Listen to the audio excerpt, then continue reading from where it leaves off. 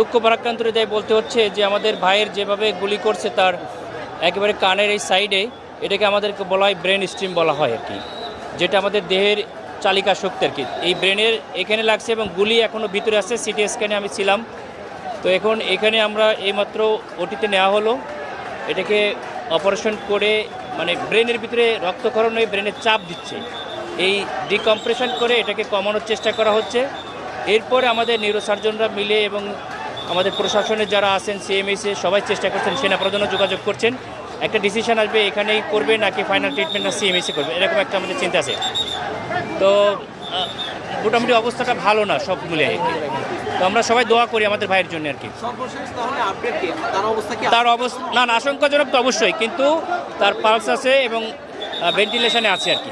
ভেন্টিলেশনের মধ্যে স্কেলের ভিতরে, রাইট, স্কেলের ভিতরে এটা অপারেশন করে বের করা হবে।